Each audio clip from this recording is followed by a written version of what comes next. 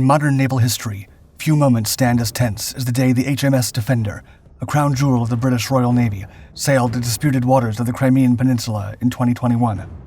This ship, the fifth of the Daring-class air defense destroyers, was not just any vessel. Commissioned in March 2013, with a displacement of up to 8,500 tons and a length of 152.4 meters, the Defender is a testament to Britain's naval engineering prowess. Its motto, Defendendo Vinco, by defending I win, echoed its purpose.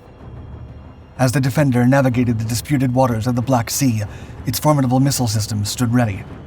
Part of a NATO operation related to counter-terrorism, it was cruising calmly when Russian Su-24 bombers and Su-70 fighters suddenly appeared on the horizon. The Russian Coast Guard's voice crackled over the radio, a dire warning, quote, "Change course or you'll be fired upon." But before the Defender could even respond, an Su-24 unleashed a bomb headed directly in its path.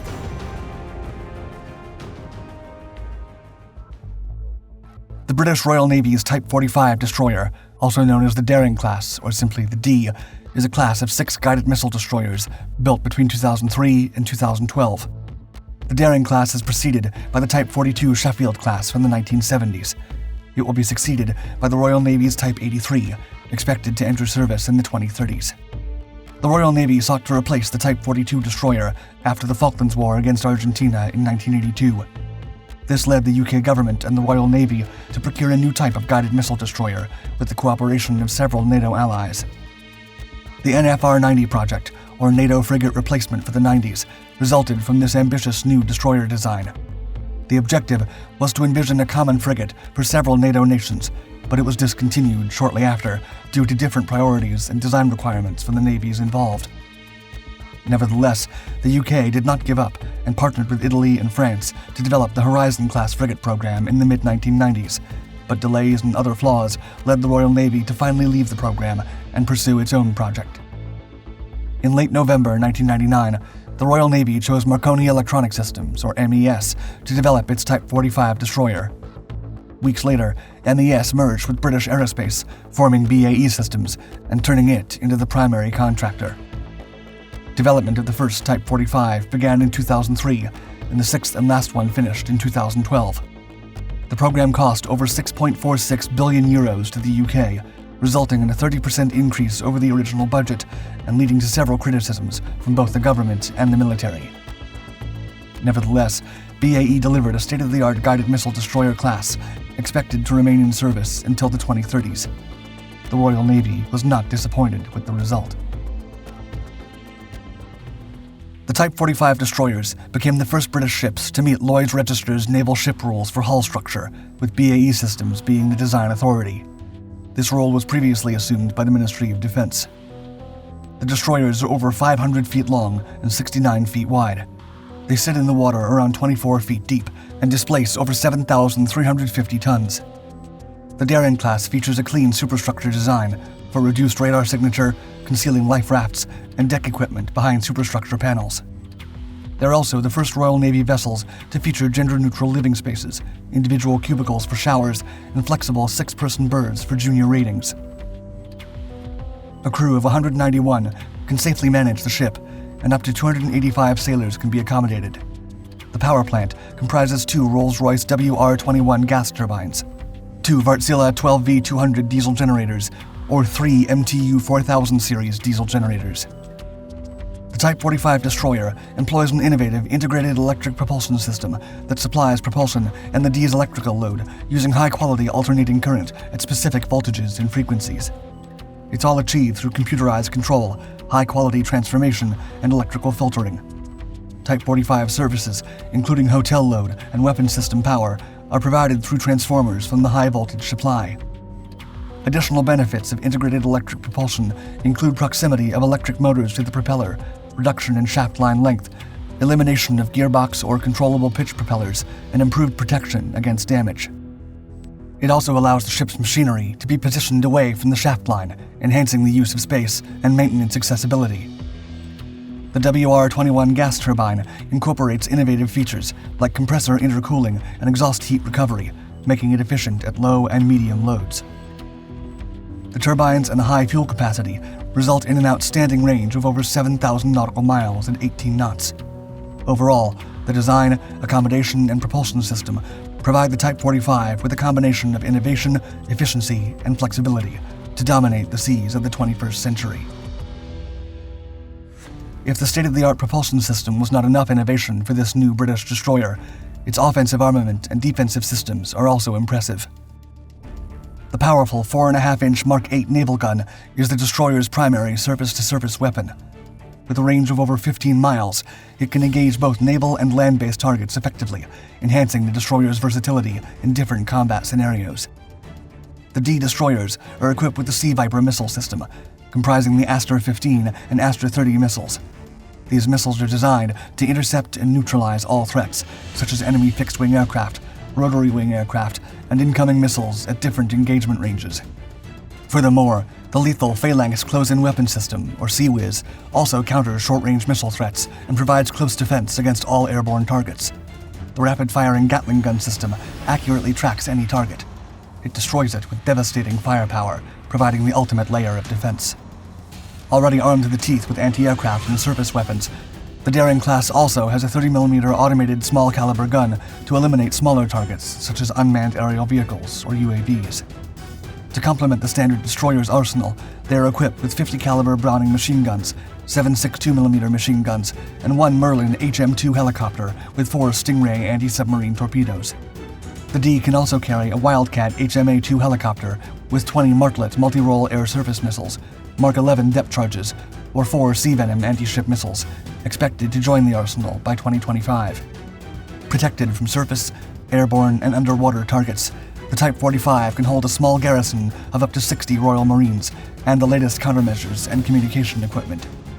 This comprises the Surface Ship Torpedo Defense System, the Airborne Systems IDS-300 Floating Naval Decoy System, and the CNAT Decoy System, which allows radar jamming and deception of hostile radar-guided weapons.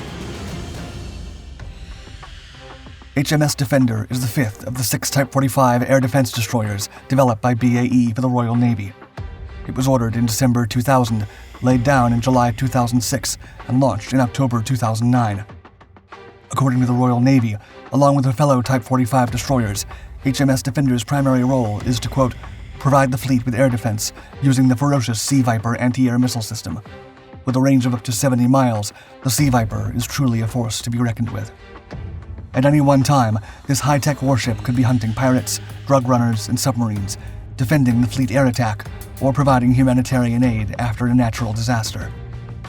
She's the 8th British ship to bear the name Defender, with the first one being a 12-gun brig dating back to 1797. The Defender left Scottstown Shipyard in Glasgow in October 2011 for her maiden voyage.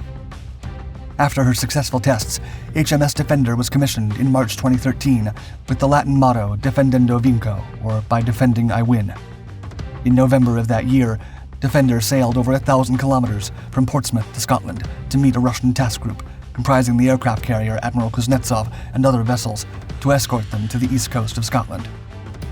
She then served as an air defense guard ship for the U.S. Carrier Task Force 20 in Operation Shader in 2014 against the Islamic State of Iraq. She also served among French naval forces in 2016 during operations off the coast of Syria. Although Defender did not face enemy forces, she prevented small enemy vessels from approaching RMS Queen Mary II during an escort mission on the Gulf of Oman. After a refit in the UK, she sailed to the Asia-Pacific region in August 2019, passing through the Strait of Hormuz, and later seizing over 130 kilograms of crystal meth with the help of her Royal Marines garrison. The ship's crew would face a bigger threat in June 2021, when contradictory decisions led to tension between the UK and another world power. In 2014, Russia annexed Crimea from Ukraine. Despite Moscow's political claims, the annexation has not been recognized by international organizations, especially regarding the ongoing Russo-Ukrainian war. Nevertheless, the Kremlin claims the peninsula and its waters are Russian territory and must be respected. On June 14, 2021, HMS Defender and her crew entered the Black Sea as part of NATO's Operation Sea Guardian, a counter-terrorism mission in the Mediterranean. While at Odessa, the ship's AIS signal spoofed, indicating it was approaching Crimean waters. On June 23rd, Defender set sail from Odessa to Batumi, passing through Crimean waters. What followed was bizarre. According to international laws, national waters extend 12 nautical miles from the coastline. The British destroyer went 1.9 miles inside Russian territory off Cape Violent without requesting permission from Russia. The Russian military dispatched the Russian Coast Guard and an Su-24M attack jet after the Defender refused to change course. According to the TASS agency, the aircraft dropped several bombs while patrol ships fired warning shots at HMS Defender. The British government rejected the shots that were fired, and the bombs dropped in front of the destroyer, with the British Ministry of Defence stating, quote, "No warning shots have been fired at HMS Defender. The Royal Navy ship is conducting innocent passage through Ukrainian territorial waters in accordance with international law. We believe the Russians were undertaking a gunnery exercise in the Black Sea and provided the maritime community with prior warning of their activity. No shots were directed at HMS Defender, and we do not recognize the claim that bombs were dropped in her path." In response, Moscow released footage that shows the Royal Navy destroyer being chased out by the Russian military. The video, taken from an aircraft during the daytime, shows the British warship moving across the ocean while the SUs make a pass and a Coast Guard patrol boat follows it from behind.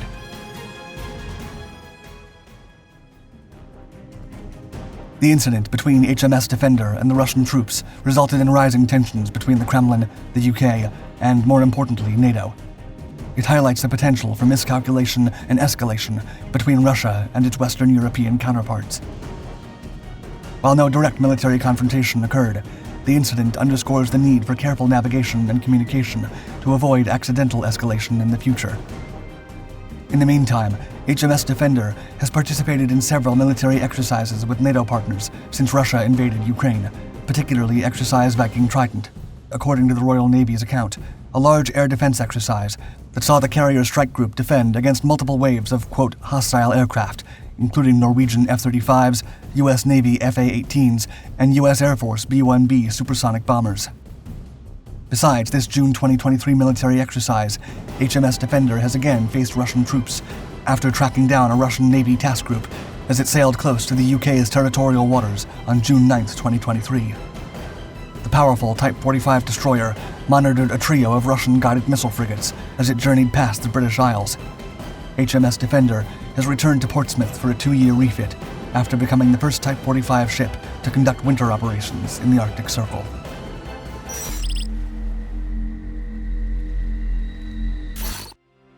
The Fletcher-class destroyers were the largest warships of its kind ever ordered and one of the most successful U.S. Navy ships during World War II.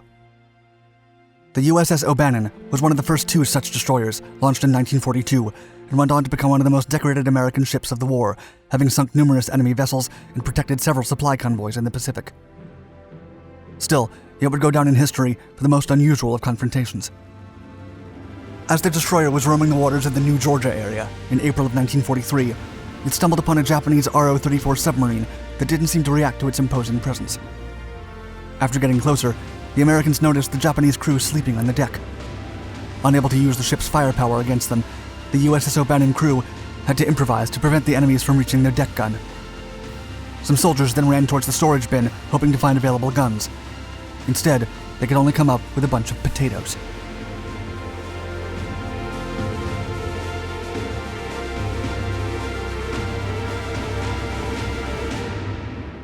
The Fletcher-class destroyers were first commissioned in 1942 as the U.S. Navy was stretching thin to cover its bases around the globe during World War II.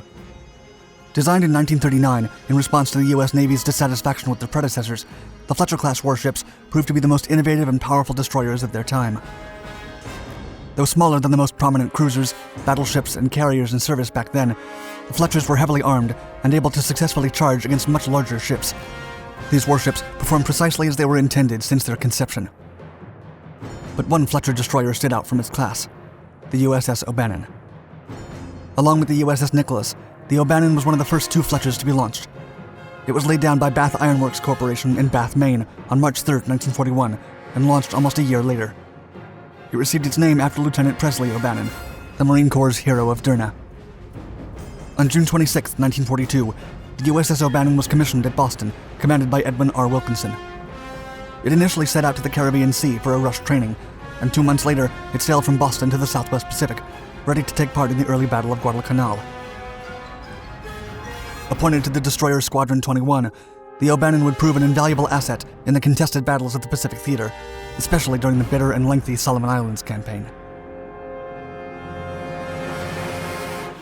By April of 1942, the Japanese forces had taken over the island of Guadalcanal and built an airbase, which they named Runga Point.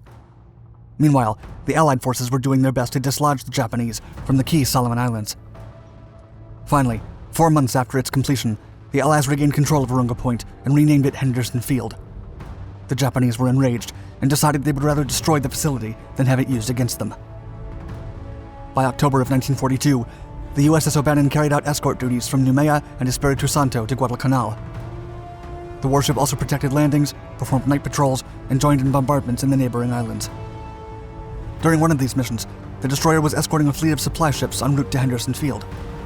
With no warning, a Japanese submarine surfaced and attacked them, but the mighty O'Bannon managed to keep the enemy at bay until the convoy made it to safety. On November 12th, 16 Japanese torpedo bombers assaulted yet another supply convoy, and the O'Bannon destroyed 4 out of the 11 aircraft that were put down. However, the angered Japanese sent a stronger convoy the next morning in an attempt to recover their lost vehicles, including a light cruiser, 2 battleships, and 14 destroyers. On the other hand, the Allied fleet included 2 heavy cruisers, 3 light cruisers, and 8 destroyers, and was clearly outnumbered by the Japanese. The battle took place north of Guadalcanal in what is now known as the Iron Bottom Sound because of the numerous ships sunk in the area. The USS O'Bannon severely damaged the Japanese battleship Hiei, which had to be scuttled. By the end of the day, the Allies had won and secured Henderson Field, but the Japanese still firmly held onto several other surrounding islands. On the evening of April 4th, 1943, the destroyer Squadron 21 shelled Japanese bases across the New Georgia area.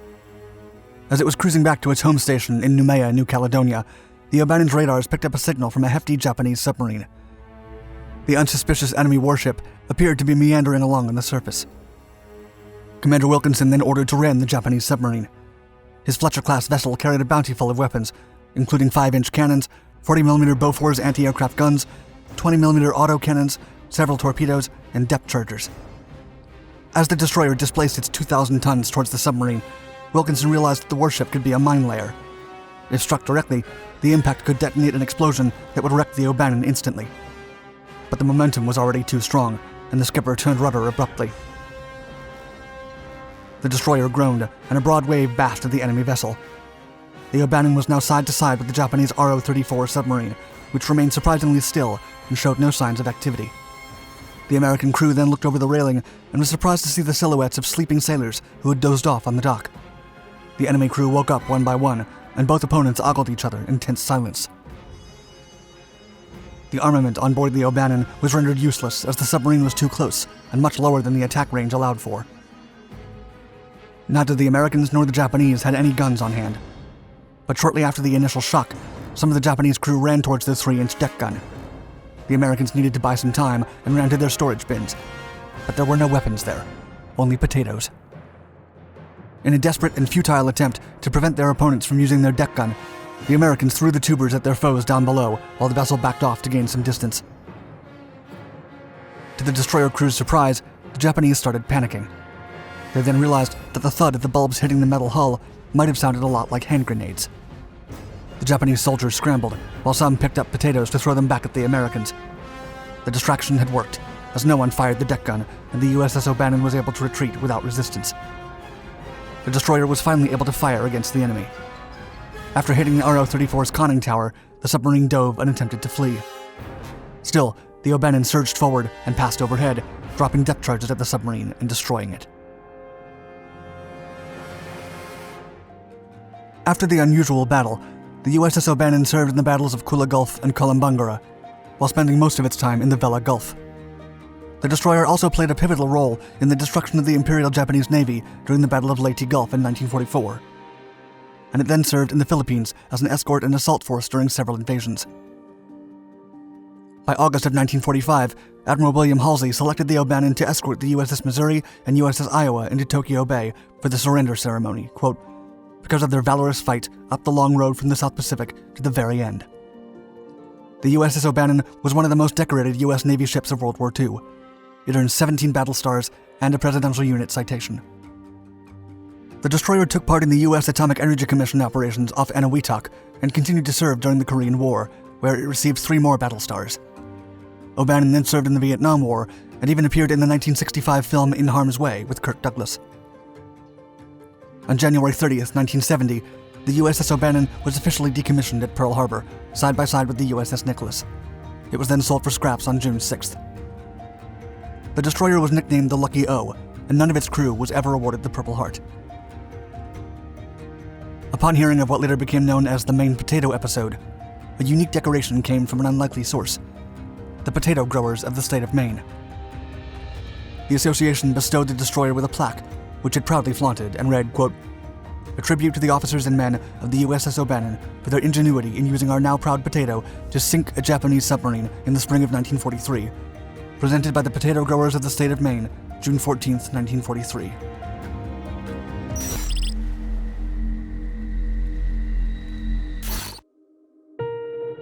A small Dutch minesweeper was the only survivor of a vicious confrontation with the Japanese in late 1941 and was immediately ordered to retreat to Australia.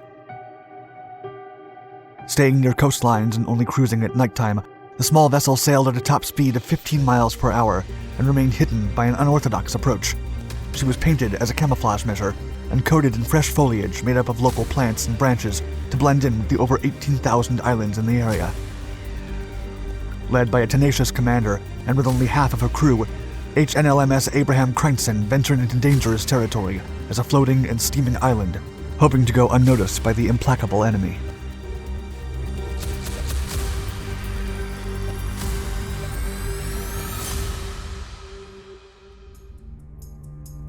In February of 1942, the combined Dutch, American, Australian, and British fleet stationed in the Dutch East Indies colony, known today as Indonesia, was attacked by the Imperial Japanese Navy.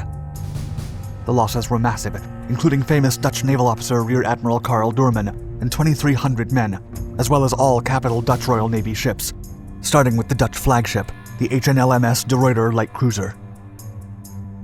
The swift and brutal defeat led to the Japanese occupation of the entire Netherlands East Indies territory, and by the time the Battle of the Java Sea ended, only 4 Dutch ships were still standing. The surviving vessels included a squad of 184-foot-long Jan van Amstel-class steel minesweepers that formed the 2nd Minesweeper Division, led by Lieutenant Commander J.R.L. LeBeau. On March 6, 1942, without the possibility of taking down the Japanese fleet by themselves, these smaller and lightly armed ships received the code KPX and were given vague orders from the Dutch naval commander to attempt to withdraw to Australia or Colombo in Sri Lanka. The minesweeper's only chance of survival was to flee the Japanese as fast as possible. However, the Jan van Amstel-class ships were not built to escape. With a top speed of only 17 miles per hour and with a single 3-inch gun and 2 Oerlikon 20mm cannons, these minesweepers were an exceedingly easy target. As the skies and the seas filled with more and more Japanese craft, escaping became more difficult with every hour that passed. Commander LeBeau then contradicted the KPX order and told the ship's commanding officers to each decide their own escape technique.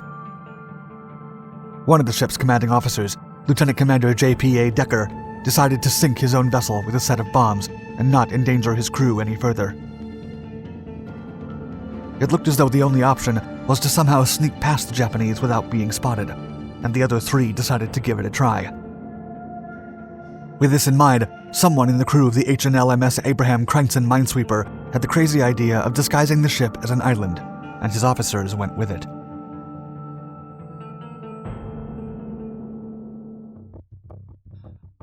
The idea behind the plan came from the fact that the Java Sea around modern Malaysia and Indonesia is peppered with over 18,000 islands of all sizes. Lieutenant Commander A. van Meert believed this was their only shot and was aware of the risks. He then allowed his crew to decide whether to participate in the dangerous escape attempt or disembark. Half the crew then abandoned the ship on a nearby island, and Commander van Meert gave the go-ahead to begin the ruse with a smaller company.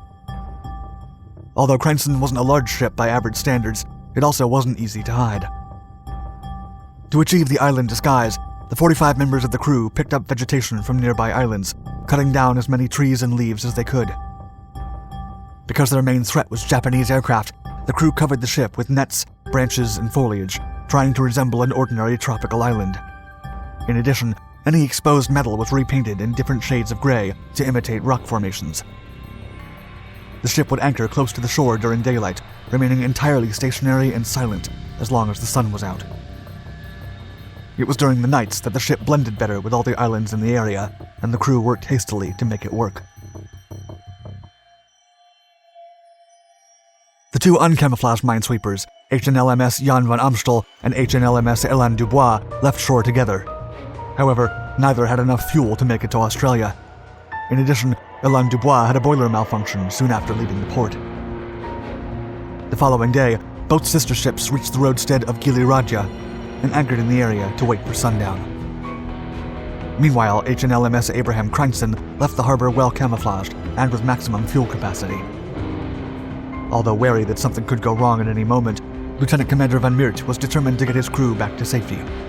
That's why he decided to separate from the other highly visible ships and proceed independently. The decision proved wise, as the other two ships were soon spotted by a Japanese plane on March 7th. Back on board and lacking sailors, the Dutch decided to sink Elan Dubois because of her boiler problem, and the remaining crew members hopped over to her sister ship.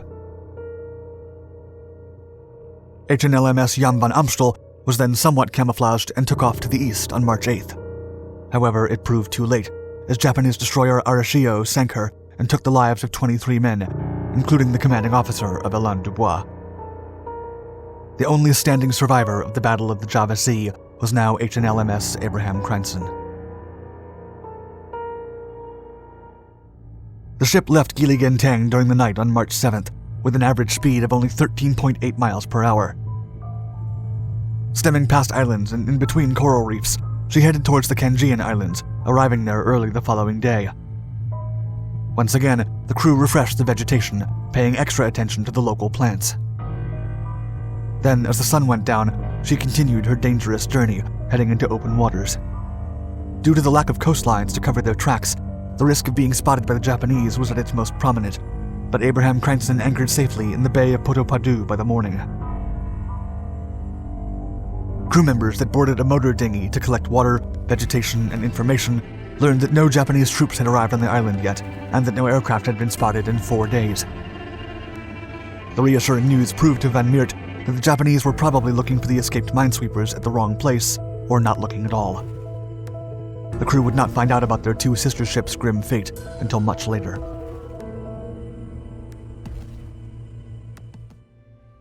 The camouflage paint on the minesweeper was continually retouched by the crew, and after stocking up on supplies, the ship left again after sundown, heading towards the Strait of Alas at a speed of 15 miles per hour.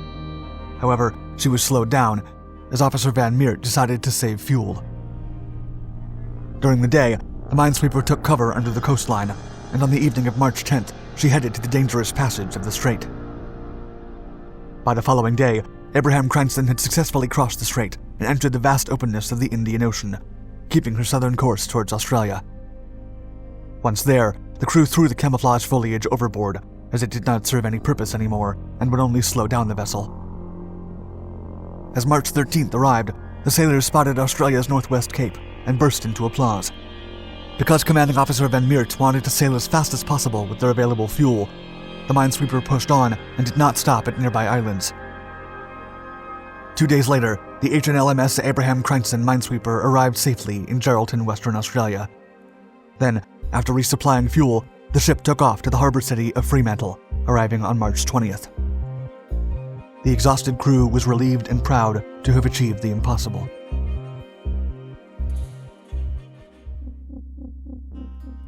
With courage and unwavering persistence, Lieutenant Commander A. Van Meert and his 45-man crew arrived safely in Australia, bringing the eventful and once-in-a-lifetime journey to an end. The commanding officer of the deliberately sunk Dutch ship who remained on land suffered in a Japanese POW camp for 2 years and later received a reprimand from his army superiors. Meanwhile, Lieutenant Commander Van Meert and 9 of his crew members received the Cross of Merit for the fearlessness displayed during the daring escape. Following the end of World War II, the Abraham Cranston minesweeper operated less dangerous missions and was commissioned into the Royal Australian Navy to serve as an anti-submarine convoy escort.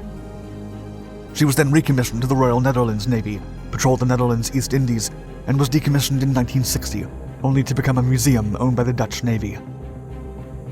Abraham Cranston, the last surviving Dutch warship from World War II, remains the only ship to have evaded the enemy by being disguised as an island during the war, and she managed to do the unthinkable with outstanding leadership and half a crew.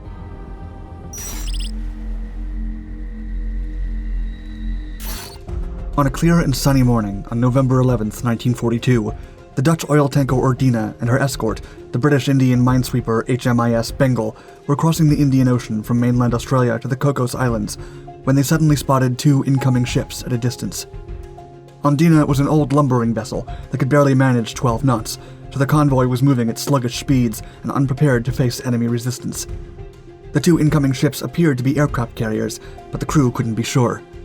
The captain of HMIS Bengal then anxiously went through his records, but there were no reports of any Allied activity in the area, and he wondered if they could be Japanese ships.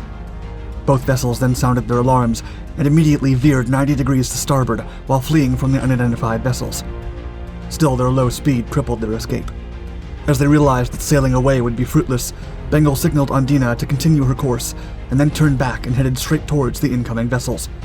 The captain wanted to buy as much time as possible so Ondina could escape. Soon, HMIS Bengal identified the assaulting ships as armored Japanese auxiliary cruisers, and the crew knew that their chances of surviving the encounter were slim. As Ondina sailed for a few minutes, her captain realized that they would never outrun the Japanese vessels at their current maximum speed. Then he did the unthinkable and turned the oil tanker around and accelerated towards the Japanese. If escape was not an option, Ondina would help Bengal fight off the Japanese raiders.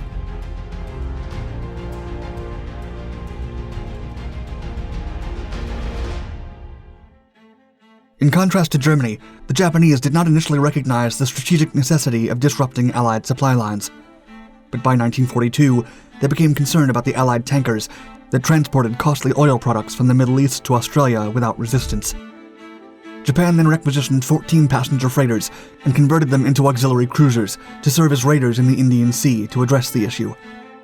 Two of the passenger cruisers to be converted were Ikoku Maru and Hokoku Maru. The 10,437-ton vessels were granted 4 15-centimeter, 2 8-centimeter, and 4 2.5-centimeter guns, 2 double torpedo tubes, and 2 Kawanishi E-7K Type 94 floatplanes. Furthermore, the ships were equipped with 2 12-cylinder Mitsubishi Burmeister & Wain diesel engines of 13,000 shaft horsepower, enabling a top speed of 21 knots. Later, in February of 1942, the Ikoku Maru and the Hokoku Maru replaced their 4 old 15-centimeter guns, which dated back to the Russian-Japanese War in 1905, for 8 modern 14-centimeter guns at the Kure Navy Yard in Japan. Additionally, the 2 Kawanishi amphibian aircraft were replaced by 2 faster Mitsubishi F-1M Type 0 floatplanes. Despite initially being passenger cruisers, the Ikoku Maru and Hokoku Maru were transformed into efficient and modern warships, more than capable of hunting down oil tankers and their escorts across the Indian Ocean. Ondina was a modern Dutch tanker commissioned by petroleum company La Corona, a sister company to Shell Oil. The tanker had an overall length of 142 yards and a standard displacement of 6,341 tons. It was powered by a 6-cylinder Werkspoor diesel engine with a modest power supply of 2,800 shaft horsepower, which allowed no more than 12 knots of speed. Due to the hazards stemming from World War II, tankers were equipped with a gun and some anti-aircraft machine guns, and Ondina was supplied with an American 10.2-centimeter gun positioned on the poop deck. Still, Ondina was a slow and vulnerable ship, and her light armament would only provide the most basic defense and was not meant to be used in large-scale battles against proper warships. This is why Ondina needed to be escorted for most of the trip's distance. After sailing from Australia, Ondina would be protected by the new Bathurst-class corvette HMIS Bengal, which was destined for the British Indian Navy. During the war, 60 Bathurst-class corvettes were built after an Australian design. 4 of these corvettes, also called minesweepers because of their equipment, had been constructed under the Commonwealth shipbuilding program to serve for the Indian Navy. The minesweepers were fitted with a triple expansion steam engine which supplied 2,000 shaft horsepower. The maximum speed of the corvettes was designed to be 15 knots, but because of the larger displacement, most of them struggled to go faster than 13 knots. As for weapons, HMIS Bengal was equipped with a 7.6-centimeter gun that had replaced 10.2-centimeter guns that were no longer available. In addition, the ship was also armored with 40mm Beaufort cannons and 2 20mm Oerlikon machine guns as anti-aircraft weapons. The versatile minesweeper was also fitted with a Type 38 Aztec device and 40 depth charges to conduct anti-submarine operations. As Bengal's tanks could only carry 186 tons of heavy liquid fuel, she could not reach India from the Australian mainland without stopping to recharge. But by sailing along with the Dutch tanker, Andina had an escort for part of the trip, and HMIS Bengal could secure fuel. On November 11, 1942, while on a journey from Fremantle, Australia, to the Cocos Islands off the coast of Malaysia, the tanker MS Andina spotted two mysterious vessels to the northeast, bearing down on her and her escort, HMIS Bengal. Andina's captain, Willem Horsman, notified Captain William Joseph Wilson of the Bengal, and both officers checked their intelligence. However, there were no other Allied ships reported in the area, and they presumed that the two unidentified ships were Japanese. Andina hurriedly maneuvered away to escape, but Bengal turned back towards the threat and rushed straight for the larger Ikoku Maru, hoping to buy enough time for the lumbering tanker to escape. As Andina fled, Horsman realized that the two advancing raiders were considerably faster. Even if Bengal could buy her some time, the two ships would eventually catch up to her. It did not matter if the tanker was not fit for battle. The two ships would have a better chance of survival if they fought together. Andina then turned back, and instead of escaping, the captain chose to fight and support their guardian. The Japanese struck first, landing several hits on Andina, with her empty tank taking the hits. Fortunately, tankers were built with closed watertight partitions and could withstand considerable damage without significant concerns. It was Andina and Bengal's turn to counterattack. Both ships fired at the same time, scoring direct hits on the hull and the frame of Hokoku Maru. A lucky shot also rang through the ship's structure, landing inside the armory and causing a series of explosions that completely destabilized the Japanese raider. She then began to sink moments later. It is highly debated if it was a shot by Andina or Bengal that hurled the Hokoku Maru down into the lowest pits of the Indian Ocean, but their concentrated efforts certainly gave them the early advantage. However, there was another enemy ship still standing. While her sister sank, the Ikoku Maru continued firing, concentrating almost entirely on Andina, who had by now taken several major hits and was visibly damaged. HMIS Bengal rushed to her rescue, unleashing fire on the much larger raider until her ammunition stores ran dry. After she shot her last shell, she attempted a last desperate move to draw the attention of the Japanese vessel. Still, it was futile, and Andina continued to receive the onslaught. Without ammunition, and believing the tanker was done for, Captain Wilson made a conscious decision to save his sailors and turned Bengal around, sailing away from the confrontation to Diego Garcia. The Ikoku Maru persisted in shelling the lone Andina, and the tanker discharged her last 8 rounds at the raider. Unfortunately, she missed and attempted to escape using smoke signals, which proved ineffective. Out of options and with no help on the way, Captain Horsman gave the order to abandon the ship. However, as luck would have it, he was hit by stray shrapnel from a shell that struck near the bridge before he could escape. Lifeboats were lowered amid the fire and utter chaos, and the sailors abandoned the ship. The Japanese raider then fired 2 more torpedoes, both of which crashed into the tanker. However, they did minimal damage. The Ikoku Maru then concentrated machine gun fire at the fleeing lifeboats, taking the life of a sailor and seriously wounding 3 others. Believing the tanker was about to sink, she then disengaged and began rescuing the survivors of her sunken sister ship, managing to save 278 men out of 354. She then fired 1 last torpedo at the defenseless tanker and cruised away. The torpedo missed, and Andina miraculously stayed afloat. Injured and confused, the surviving crew made their way back to the ship, which was now little more than a decaying shell. They then restored her to minimal working order. Fires were doused, engines checked, and she astonishingly sailed back to Fremantle after an epic and legendary encounter.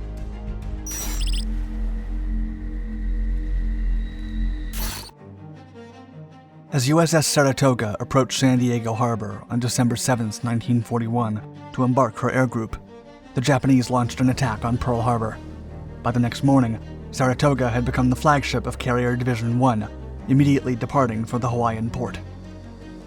The Japanese had also launched a series of assaults throughout the Pacific, taking the United States forces by storm.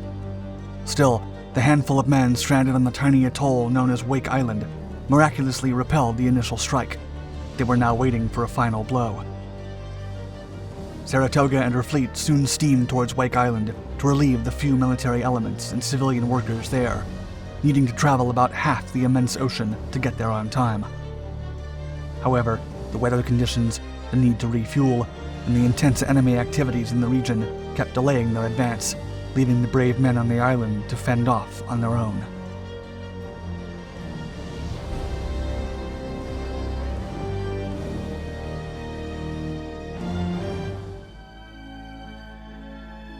A small and lonely island lies about 2,000 miles west of Hawaii, just halfway to Japan. The tiny atoll, comprising the Wilkes, Peel, and Wake coral islets, struck 19th century American naval planners as an ideal site for an advanced defensive outpost in the middle of the vast Pacific. However, it wasn't until early 1941 that a consortium of civilian firms officially began the construction of proper military facilities on the atoll. The greedy empire soon put its sights on Wake Island, due to its proximity to the Japanese-occupied Marshall Islands. If the atoll was seized, they would acquire a strategic 2.85 square mile piece of land in the middle of the ocean that was inches closer to the United States. When the Japanese finally struck, construction workers hadn't completed their work on the island, and only 449 U.S. Marines, several dozen Navy personnel, a handful of Army radio operators, and 1,100 civilian workers were there to defend the strategic land from the highly trained enemy. In fact, several American strategists reckoned that the garrison was roughly 2,100 men short of what was required to have a chance against the Japanese troops. The island defenses also included 6 5-inch coastal artillery pieces, 12 3-inch anti-aircraft guns, 12 F-4F Wildcat fighters, and a limited assortment of machine guns and small arms, while the garrison was complemented by 45 Guanamanian men employed by Pan American Airways as part of its Trans-Pacific Clipper service. On December 7th, the Japanese attacked Pearl Harbor, and the improvised stronghold knew they were coming for them very soon.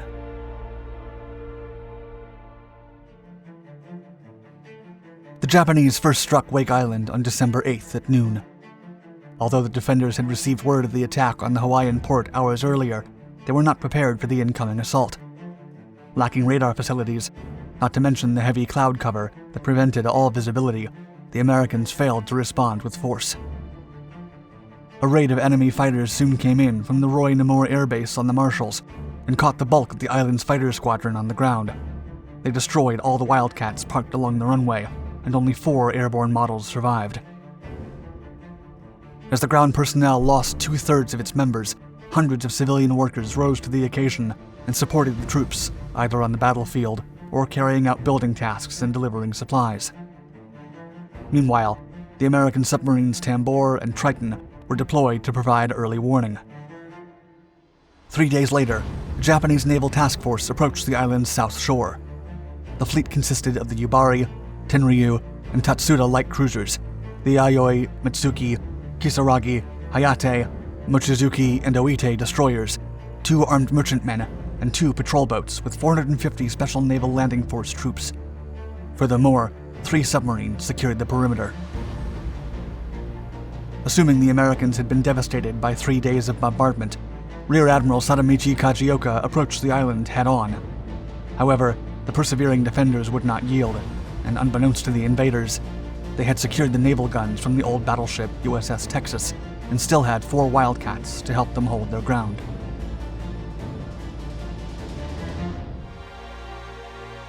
The invading forces ran parallel to the southern shore, conducting bombardments along the coast. Still, they remained out of range of Battery A on the southwestern tip. As the sun came out, flagship Yubari turned to face the island and closed in. The Americans then opened fire, getting the cruiser on the port side.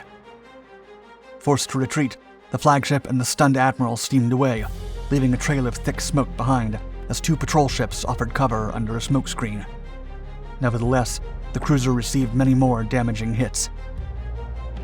Meanwhile, on the atoll's eastern tip, Major P.S. Devereaux ordered his gunners to hold their fire until the enemy moved within range of Battery L on Peel Islet. Then, at a distance of 4,000 yards, the 5-inch coast defense guns opened fire and hit Hayate directly on her magazine twice. The destroyer immediately split in 2 and did not take long to sink with all hands. Hayate was the first Japanese surface vessel officially sunk by the U.S. Navy during the conflict. Oite began to retreat after the encounter, but she was severely damaged by 50 caliber machine gun fire. Her accompanying ships followed, and they too endured heavy barrages as they sailed away. At the same time, Battery B repelled Kisaragi, Yayoi, and Mutsuki on the northern tip, with the help of the remaining Wildcats. Taken aback by the unexpected resistance, the Japanese forces soon began to withdraw, but as the ships turned around, one of the Wildcats dropped a bomb on top of Kisaragi. The bomb landed among a pile of depth charges, which set the vessel ablaze.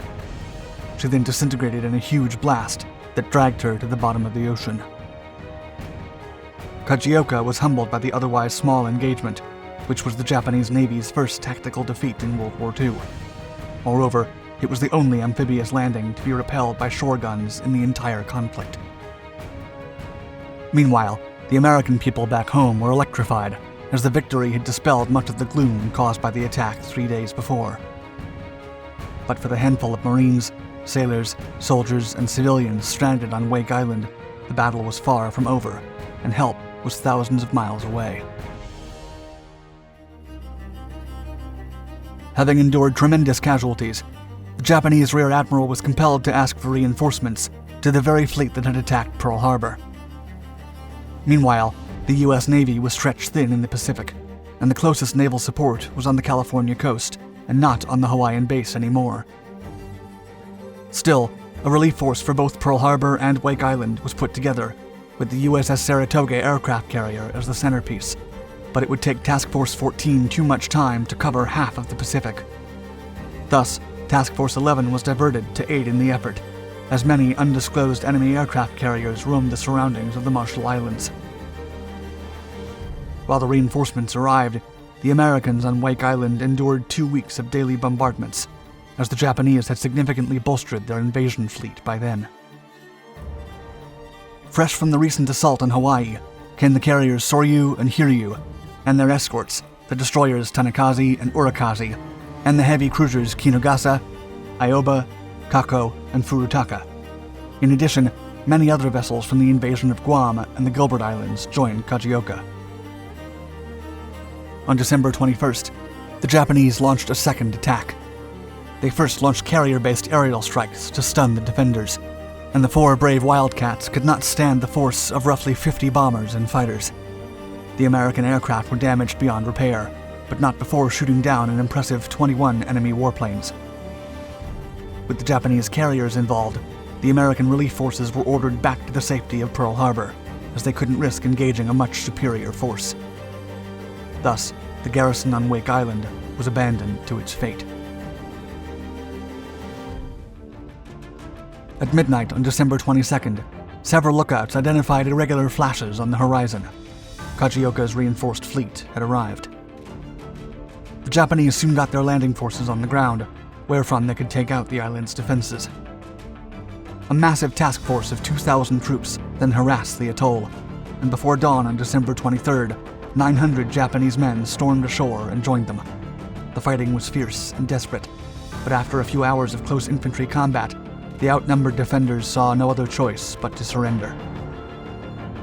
The Americans were defeated, but it came at a great cost for the Japanese Navy.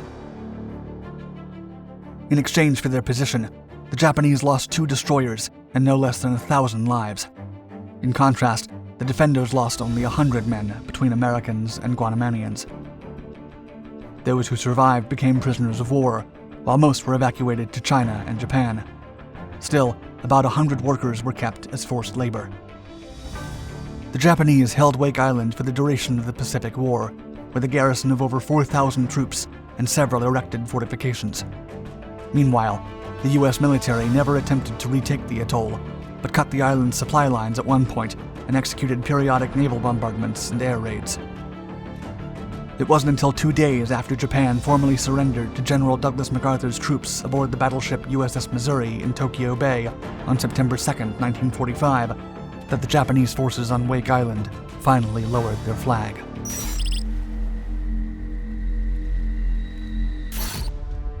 With America at war in the Atlantic and the Pacific, one aircraft carrier firmly stood out from the rest.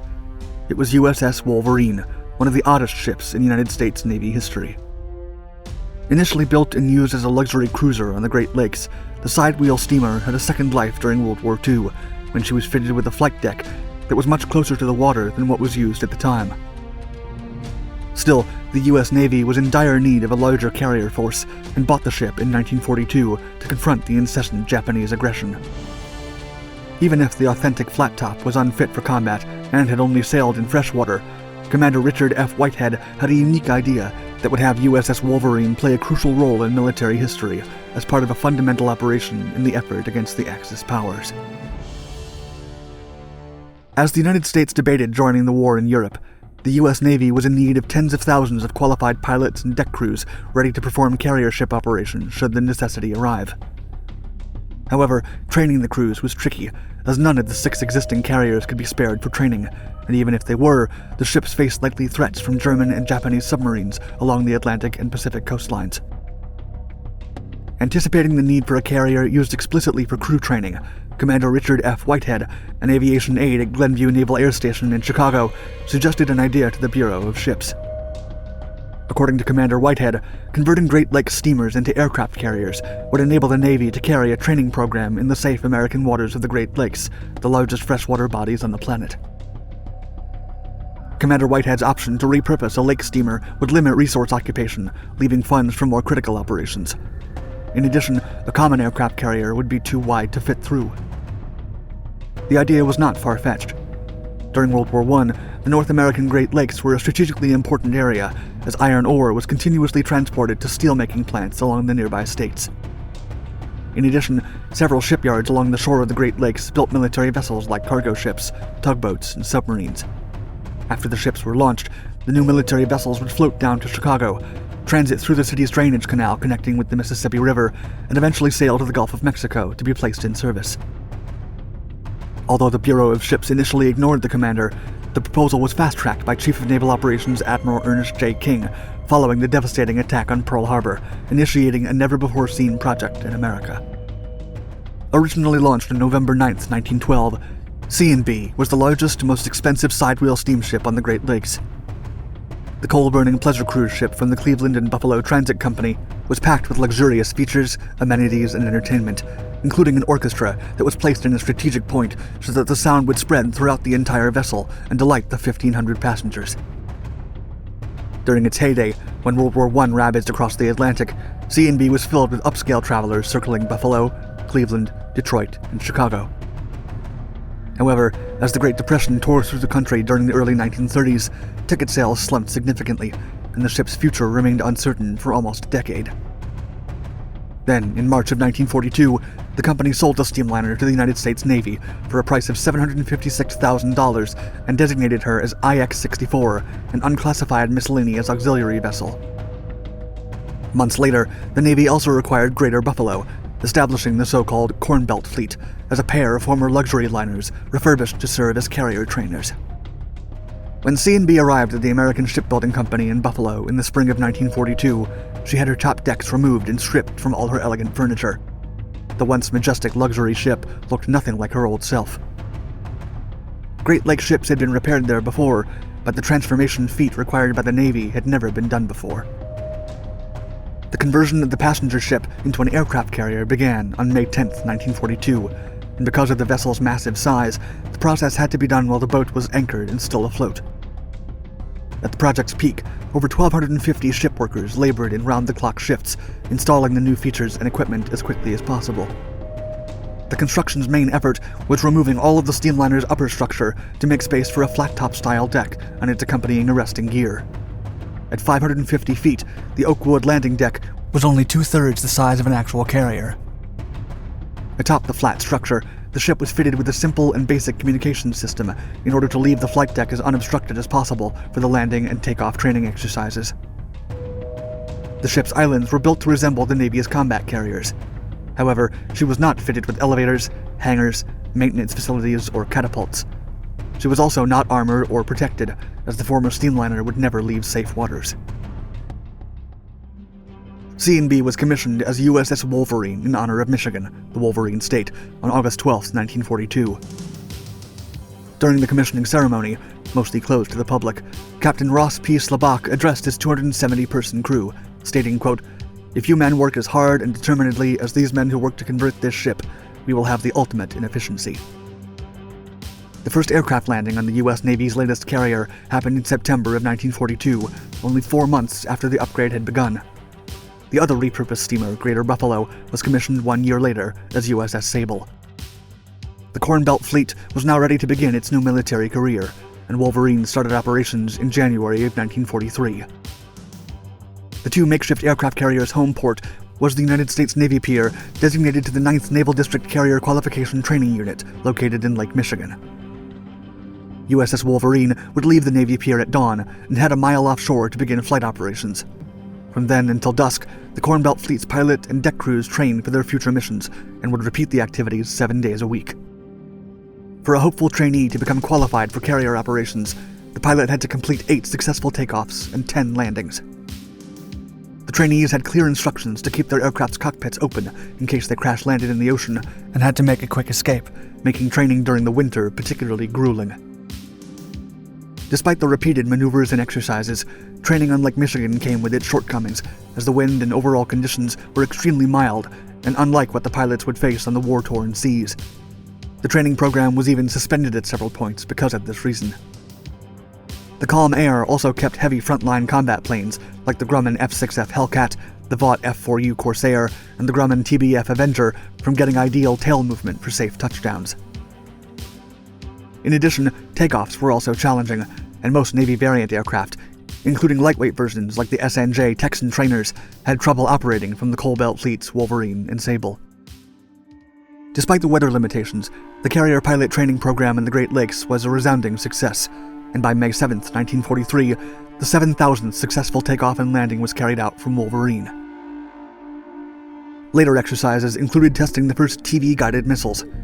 The success of these particular trials in 1943 led to the implementation of the TDR-1 unmanned aerial vehicle as part of a top-secret combat operation conducted for the rest of the war in the Bougainville amphibian campaign in New Guinea, ending with an Allied win. From the training start in September of 1942 until the end of the war 3 years later, USS Wolverine conducted training operations on her deck for thousands of hopeful trainees, and the Corn Belt Fleet ended up graduating nearly 18,000 U.S. Navy flyers over 116,000 landings. Amongst the lengthy list of Navy graduates were Lieutenant Junior Grade and future President of the United States, George H.W. Bush, who described the experience as the coldest he'd ever been. Overall, the program ended up losing 8 pilots and less than 300 planes. Then, as World War II ended, there was no need for carrier pilots, and the Corn Belt Fleet was decommissioned weeks later. Although the initial plan was to turn USS Sable into a museum, both ships were eventually sold for scrap and sent to a shipyard to be broken up. All that remains of Wolverine and Sable are photos and newsreel footage, but both eventually earned the American Campaign Medal and World War II Victory Medal for their service. Despite never shooting in anger, the contributions of the Corn Belt Fleet to the war effort, as well as the exceptional work done by the Buffalo ship workers, are noted and applauded by military historians. The modified liners prepared thousands of naval aviators for the dangerous job of wartime naval operations, and both Sable and Wolverine remain the only freshwater, coal-driven, side paddle wheel aircraft carriers used by the Navy. After its audacious convoy ambush had catastrophically backfired, the German U-94 submarine was forced to surface in the turquoise waters of the Caribbean Sea. The U-boat had been struck by several depth charges from an Allied warplane and was now engaged in a lethal dance against HMCS Oakville to avoid getting sunk. The Canadian corvette fired its guns at the German submarine as its crew rushed from below deck, eager to take part in the epic fight. Oakville continued to fire, demolishing the vessel's main gun and dropping additional depth charges to further disable it. Desperate for a swift victory, Oakville then attempted to ram the damaged U-boat, but ended up with more damage than the Germans. With Oakville's propulsion disabled, her captain ordered 12 of his men to board the enemy ship while they were still nearby. As the sailors prepared to board the submarine, the gunner fired Oakville's jammed cannon and blasted the boarding party into the deck below. Injured and with their ears ringing, Sub-Lieutenant Hal Lawrence and Petty Officer Art Powell jumped into the U-boat's deck and almost fell to the sea. The sailors fought against the raging waves while struggling to walk towards the conning tower as their ship drifted away. And what they did next would forever carve their names in the annals of Canadian naval history.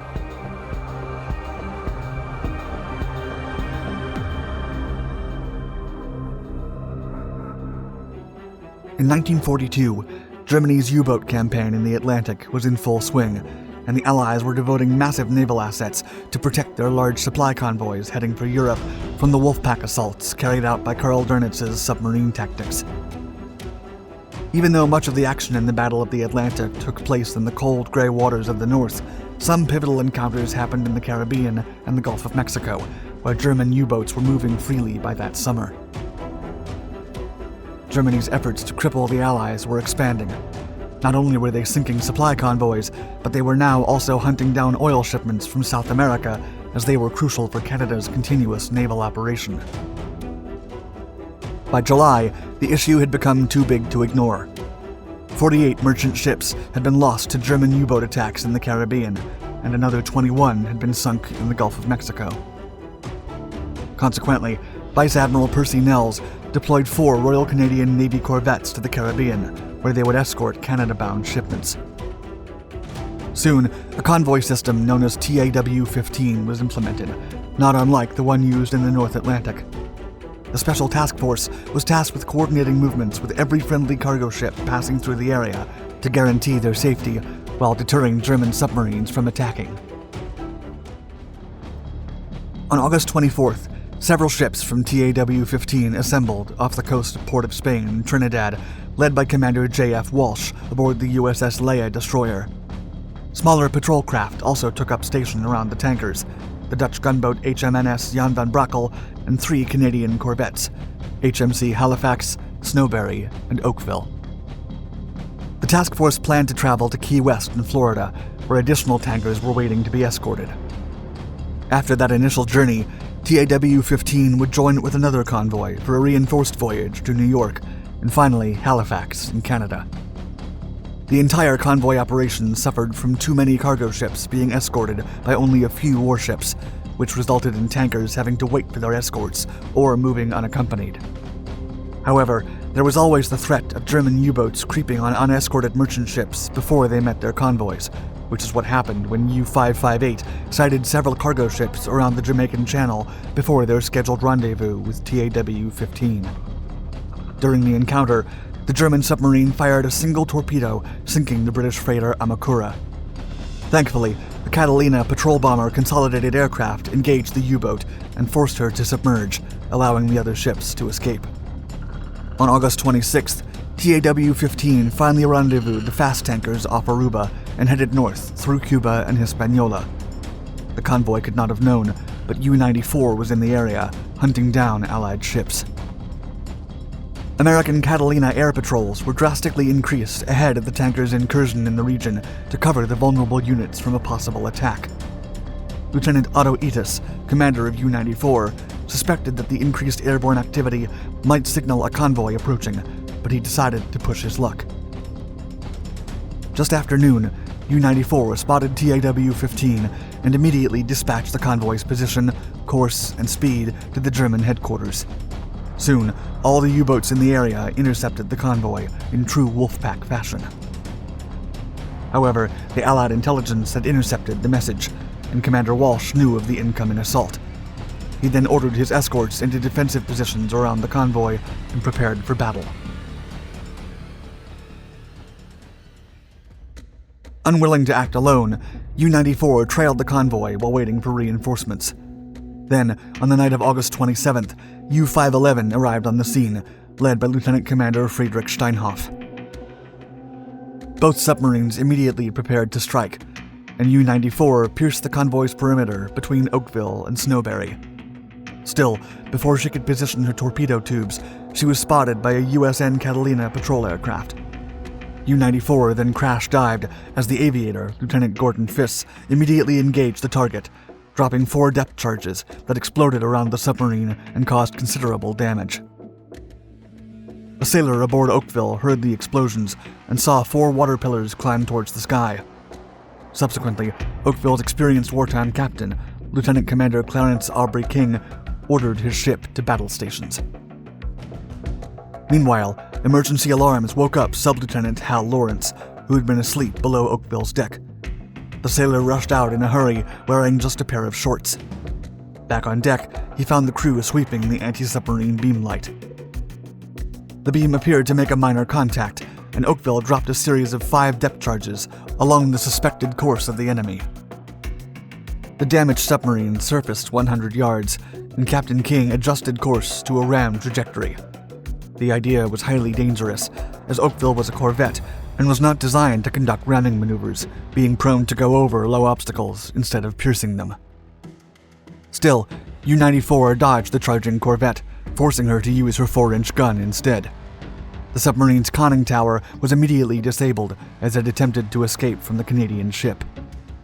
Another barrage of well-aimed blasts soon blew the U-94's 88mm deck gun into the sea, leaving her primarily incapable of counterattacking Oakville's fire rain. King set his ship to ramming speeds for a second time, and Oakville missed again, barely grazing her target.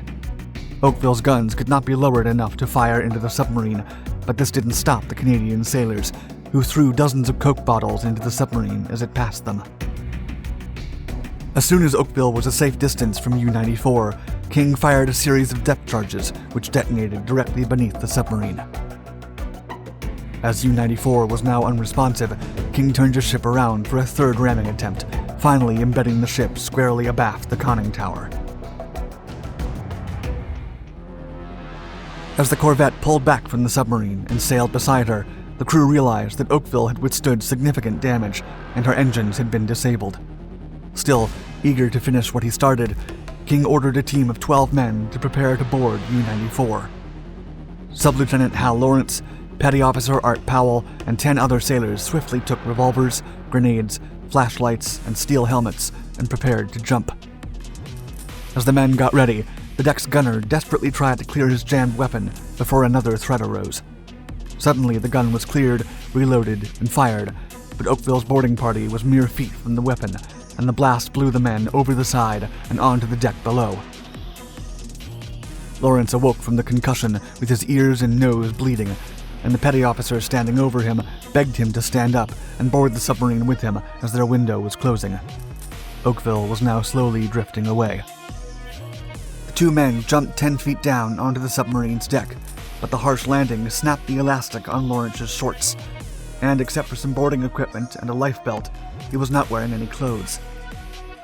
The remaining members of the boarding party could now only watch as their ship drifted away from the submarine, and the boarding task was left to a naked sailor and his comrade.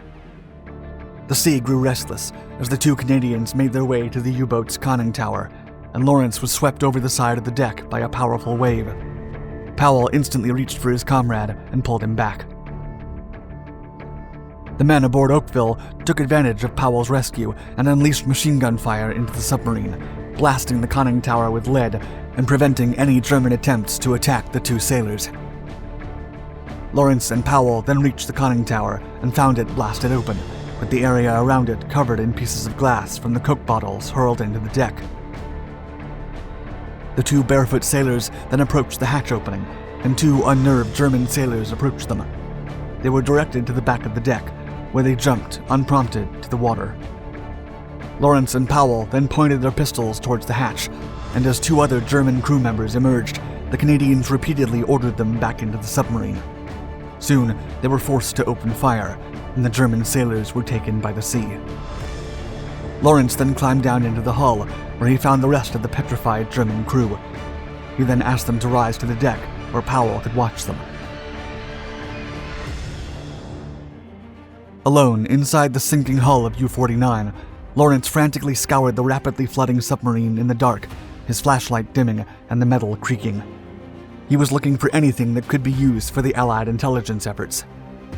Lawrence found himself dog-paddling to keep his head above the water. Seeing the imminent doom, Powell began to yell for him to come out of the hull before it was too late.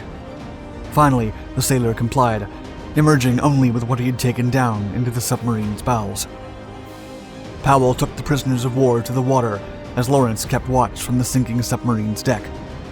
Naked and injured, Lawrence waited until the last possible second to jump as U-94 was swallowed by the sea. Explosions could be heard at a distance as U-511 torpedoed 2 tankers, immediately sinking them. But the second U-boat would escape undetected as USS Leia rescued the Canadian sailors and the German prisoners. Severely damaged, Oakville was then towed away to Guantanamo Bay for repairs.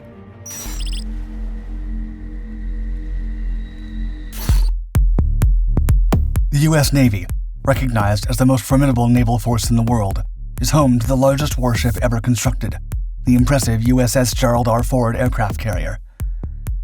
Measuring an astounding 1,106 feet in length and displacing over 100,000 tons when fully laden, she embodies the pinnacle of naval engineering. However, at the other end of the spectrum, the U.S. Navy also houses the Booming Beaver, the smallest military vessel in the world. The 19-foot-long tugboat may seem diminutive, yet she plays a crucial role in ensuring the seamless operation of the planet's most powerful navy. Remarkably, her origins can be traced back to a world far removed from military harbors.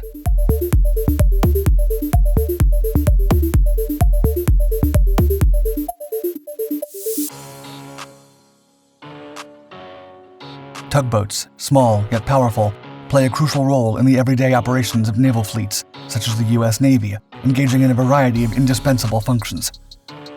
Their primary role involves managing the intricate maneuvering of enormous naval vessels like aircraft carriers within confined spaces like harbors or near docks. Tugboats provide the agility and power to ensure the safe docking and undocking of these capital ships, thereby preventing potential collisions and preserving the structural integrity of significant naval assets. Harbors, designed to deter enemy ships, often incorporate underwater barriers, and tugboats are responsible for controlling them, allowing the passage of Allied ships and preventing enemy incursions, thus providing round-the-clock protection to warships. Outside harbor confines, tugboats assist in towing operations. In cases where a naval ship is incapacitated, tugboats can tow them away from danger or toward a repair dock, a vital operation in military contexts. Emergency and salvage operations further illustrate the value of these small ships. They are equipped to respond swiftly to maritime disasters, such as a grounded ship, an onboard fire, or other calamities. The response and capabilities can prevent further damage, save lives, and salvage inestimable equipment. The roles of tugboats also extend to logistics and supply chain functions in the Navy. They can transport cargo, supplies, or personnel between ships or from ship to shore, making them an essential component of naval logistics. They also participate in naval training exercises, simulating various conditions or scenarios that might arise in real naval operations. The Navy often deploys specialized tugboats for specific military tasks, expanding their use beyond civilian contexts. With their compact size, powerful engines, and exceptional maneuverability, tugboats are designed to navigate the tight spaces of the world's busiest harbors and orchestrate the safe and efficient positioning of large ships.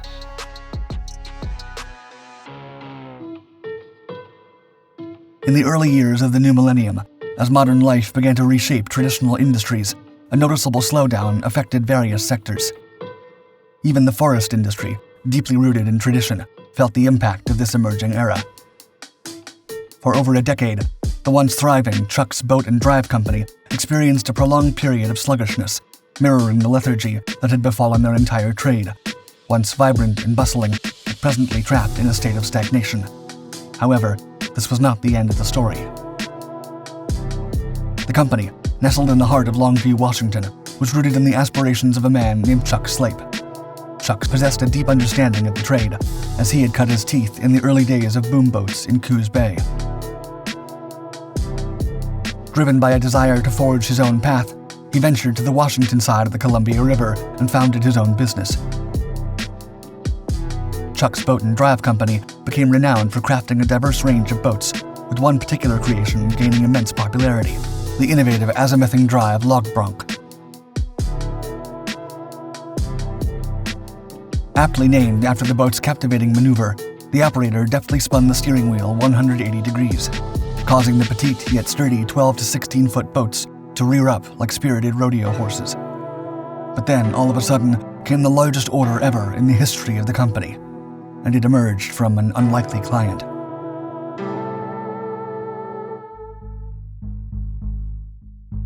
In the vast expanse of the United States, a growing concern for port security had taken hold in the early 2000s. This heightened awareness prompted the implementation of innovative measures around vital naval docks.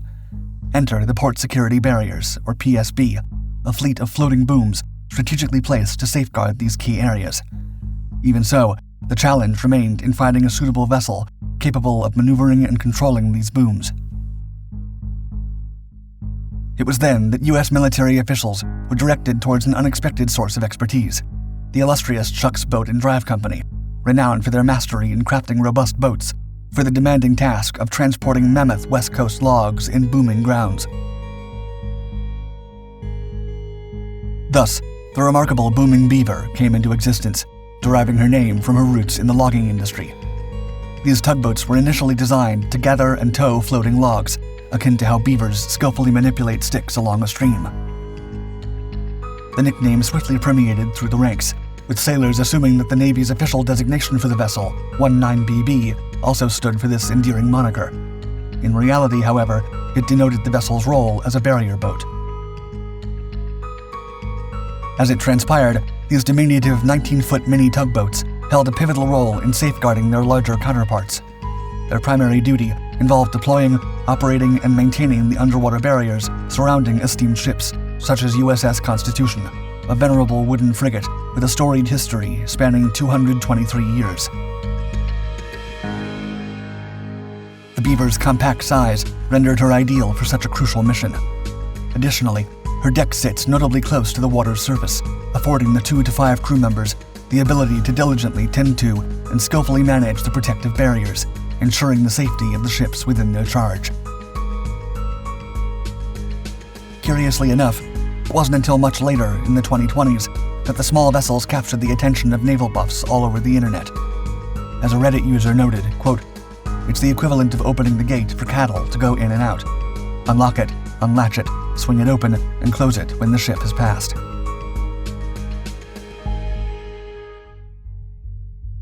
Despite her endearing appearance, the Booming Beaver tugboat boasts a remarkable set of specifications and has the extraordinary capacity to manipulate the massive underwater barriers in naval harbors and tow warships many times their size. Constructed with a robust welded steel frame and an aluminum pilot house, the Booming Beaver can comfortably house a crew of 2 operators. Her bow features a rubber fender specifically designed for pushing security booms or floating debris, and encircling the hull's perimeter, starting from the starboard side of the rubber fender on the bow and ending at the port side of the fender, is a protective rubber guard strip. 2 secondary guard strips, one each on the port and starboard sides, are positioned above the primary guard for additional protection. Additionally, the boat's propulsion system is powered by an impressive Cummins 6BTA 5.9 260 horsepower inboard diesel engine.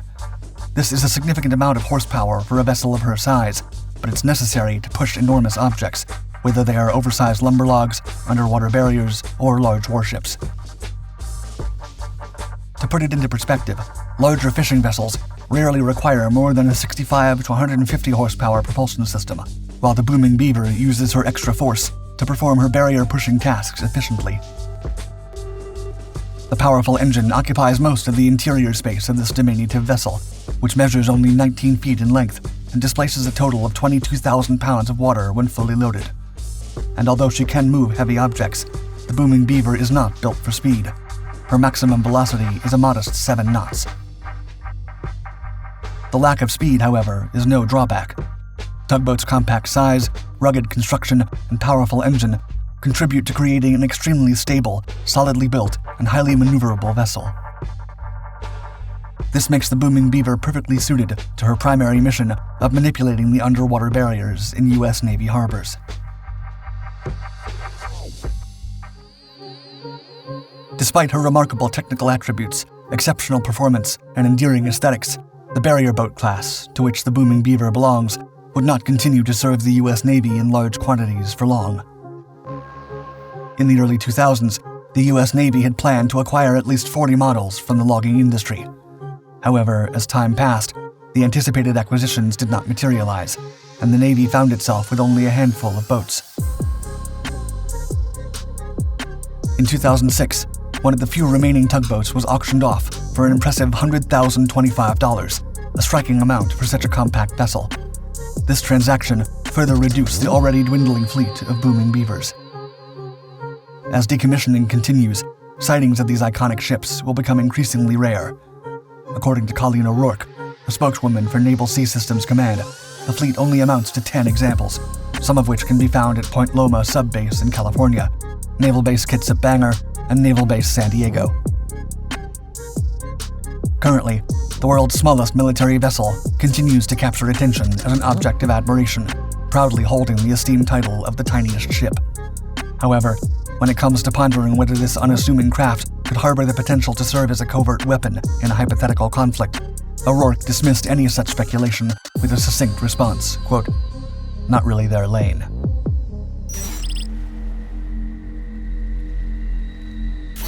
Britain's Falklands operation hinged on one thing: HMS Hermes. Without it, Britain would be left with no base to wage war from. Argentina had a simple yet daunting strategy: take out the British carriers and win the war. On Argentina's Independence Day, May 25th, 2 super étendards took to the skies. They carried their last 3 Exocets, lethal French missiles, designed to obliterate even the mightiest warships. With raw speed and grit, these fighters blindsided the British carrier battle group, launching their deadly cargo. Missiles struck, flames soared, and seawater rushed into the gaping hull. But as the smoke settled, HMS Hermes stood unscathed. The Argentinians had obliterated British cargo ship SS Atlantic Conveyor instead. A grave blunder for Argentina, a severe blow for Britain. Major General Moore dubbed it the gravest loss of the war. But rumors of a sinister twist emerged years later. Evidence hinted that HMS Hermes, known for numerous scandals, might have deliberately lowered the missiles to the cargo ship, sacrificing it to save her own skin. HMS Hermes was part of a peculiar class of British carriers caught at the crossroads of history. The United Kingdom developed the Centaur-class aircraft carriers for the Royal Navy during World War II. They were conceived as the final iteration of the 1942 design light fleet carrier, aimed at operating higher performance aircraft than the preceding Majestic-class carriers. They were designed for a world at war, and when the war suddenly ended before they could be finished, their fate hung in the balance. Only HMS Hermes, the last ship of the class, was fitted as a modern fixed-wing carrier. The end of the war dramatically stalled the production of this class of warships, but the more time passed, the more they became outdated and had to be modernized even before leaving the dry dock, leading to a grueling, unending cycle that pushed their construction for several years. Some of the carriers, such as Albion and Bulwark, were converted into helicopter assault ships, known as commando carriers, due to their inability to operate modern aircraft. The construction of HMS Hermes commenced, with the ship being laid down by Vickers Armstrong at Barrow-in-Furness as HMS Elephant on June 21, 1944. However, the construction was suspended in 1945 as the war came to an end. In a peacetime economy, the continuous development of war assets became much more difficult to achieve, and the project stalled.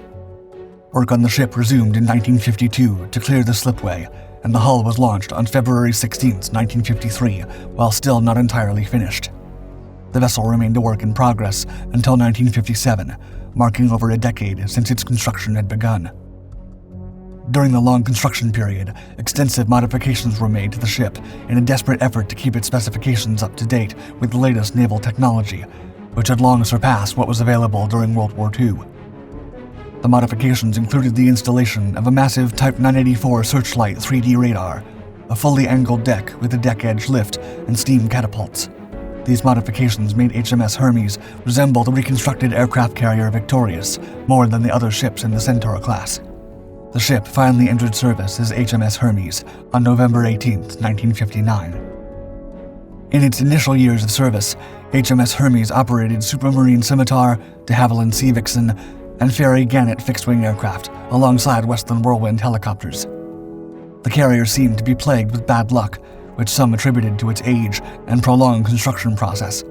On November 16, 1962, while cruising off the Pembrokeshire coast in Wales, a helicopter from Hermes carrying 2 members of Parliament crashed. While flying at a height of 1,000 feet, the aircraft suffered a total engine failure and came down into the sea. It came down slowly under auto-rotation, but on striking the rough water, it immediately rolled over, submerging the door. It sank in less than a minute. The Hermes crew reacted as fast as they could, sending a rescue helicopter. In a dramatic and intense rescue operation, the British servicemen were able to rescue most of the fallen aircraft's crew and one of the members of Parliament. Still, another MP and an RAF officer were lost in the crash. Despite the early setbacks, HMS Hermes continued to be seen with hope by the Royal Navy, and it was considered a promising candidate to be the platform for the operation of F-4 Phantom aircraft in 1963. Still, after years of trials, Hermes would fail again when the ship's flight deck was deemed too short, and its arresting gear and catapults were not powerful enough to recover or launch the American aircraft. It was another blunder in Hermes' career. The ship seemed condemned not to meet the aspiring goals its designers had planned for her and the other vessels of her class.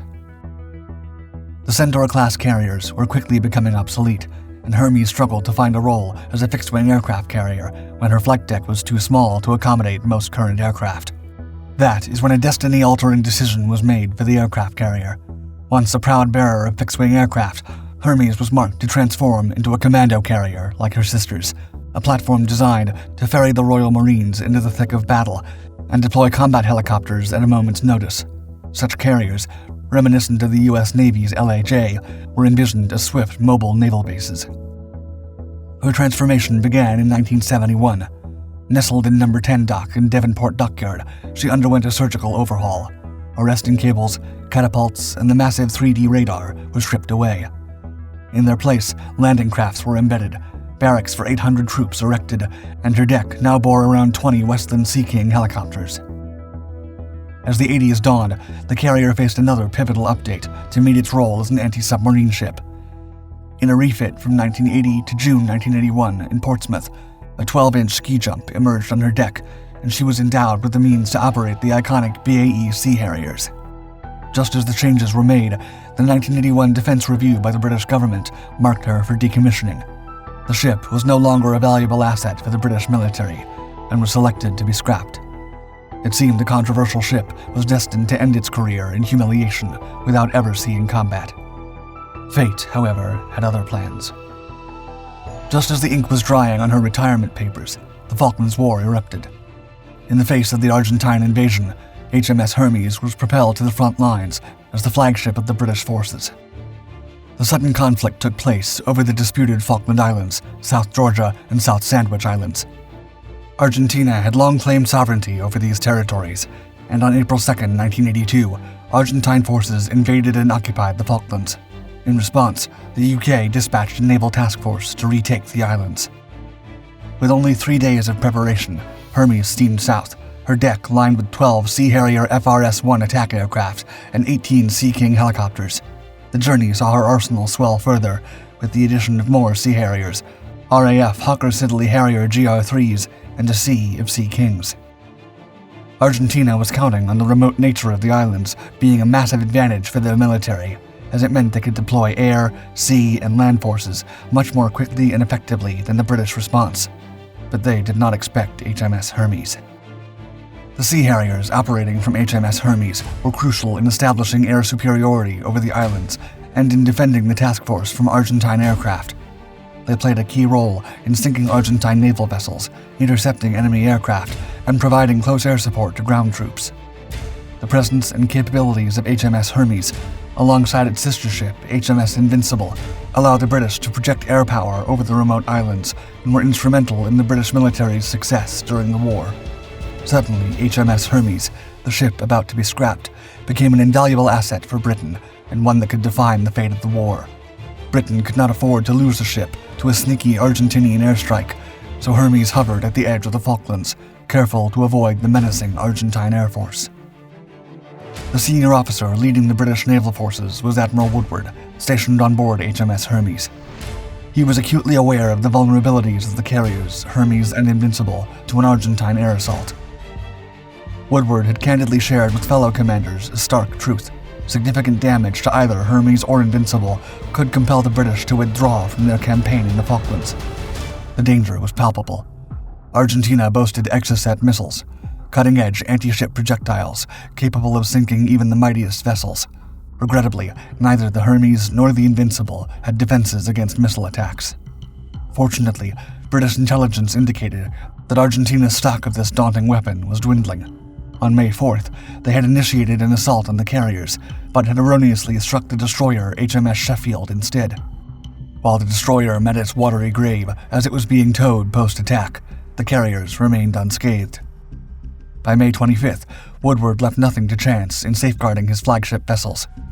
He established a layered defense, ranging from 2 anti-aircraft picket ships near Pebble Island, designed as a missile trap, to a line of chaff-equipped fleet auxiliary ships situated west of his carriers, acting as decoys. Moreover, British agents had successfully infiltrated Argentine air bases. If the super étendards were to take off, the British would be forewarned. On May 25th, 2 Argentine super étendards ascended, targeting the British carriers. Woodward was promptly informed of their mobilization by British Special Forces, readying his fleet for the impending confrontation. However, the Argentine pilots had a strategy of their own. They charted a northeastern path, bypassing Woodward's defenses, to meet an Air Force KC-130 Hercules tanker plane some 330 miles from their objective. After topping off their fuel, the Argentine pilots took a southeast course at a low altitude, maintaining full electronic silence. Their approach was stealthy, coming from an entirely unexpected direction. As the inbound attackers stabilized on the British raiders, they were a mere 28 miles out. The missile trap was compromised. HMS Ambuscade maneuvered to shield the Hermes from the impending assault. Invincible dispatched helicopters equipped with chaff decoys and deployed combat air patrol Harriers to intercept potential threats. The enemy aircraft dove and unleashed their deadly arsenal.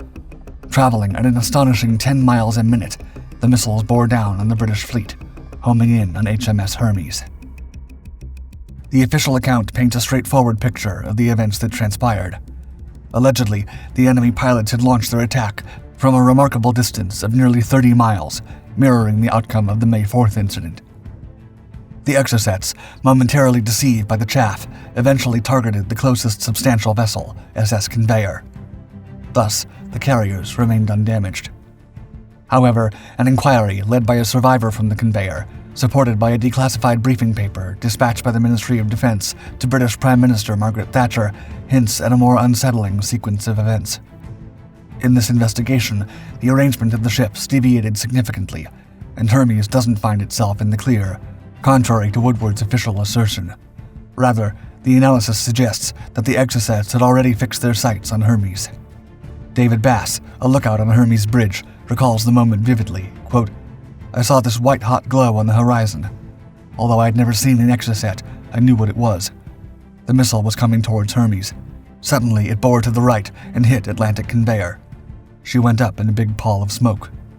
In that critical juncture, Hermes executed a desperate maneuver, angling its long side away from the incoming projectiles. The investigation contends that simultaneously, Woodward issued an unforeseen directive to Conveyor to pivot port to 40 degrees, presenting her flank to the Exocets.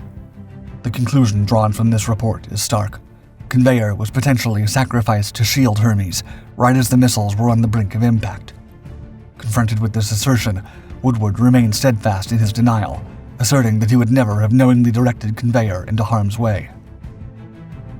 Yet, intriguingly, his original official account conspicuously lacks mention of Hermes' evasive action and his specific commands. This omission provides ample fodder for conjecture and gives rise to the question of whether a grim tactical decision might have played a pivotal role in Britain's victory in the Falklands War. The 74-day conflict saw the British forces deploying a multitude of land, sea, and air operations, with many emanating from HMS Hermes. It culminated in a British triumph on June 14, 1982, as Argentine forces in the Falklands capitulated. The toll was profound: 649 Argentinians, 255 British military personnel, and 3 Falkland Islanders lost their lives. After serving in the Falklands, the Royal Navy offered to sell Hermes to Australia, which ultimately declined. In 1986, the Indian Navy acquired the storied vessel and renamed her the INS Virat. Controversy arose once again in 1988 when a magazine claimed that Prime Minister Rajiv Gandhi used the ship for a family vacation, but authorities disputed this. The ship continued with her peculiar and scandalous career, suffering a few minor accidents and numerous refits. By 2013, the aging vessel's maintenance costs grew, and talks of its decommissioning began. On March 6, 2017, after over 3 decades of service and more than 1 million kilometers sailed, INS Virat was officially retired, ending its legacy across 2 navies and taking the true account of what happened on May 25, 1982 with her.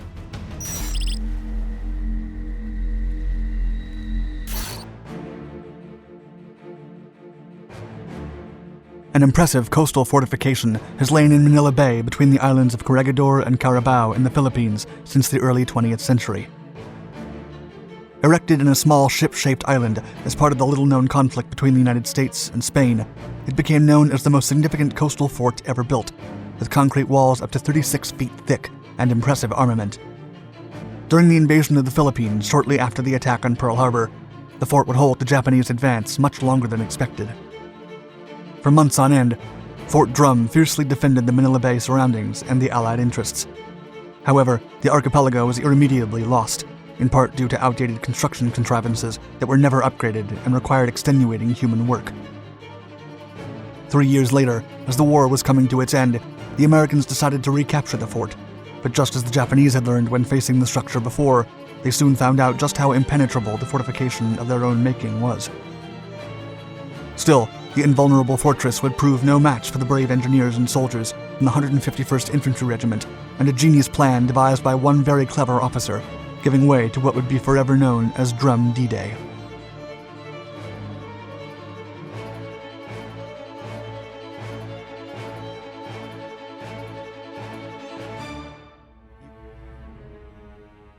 During the Spanish-American War, the United States was determined to conquer the Spanish-occupied Philippine Islands.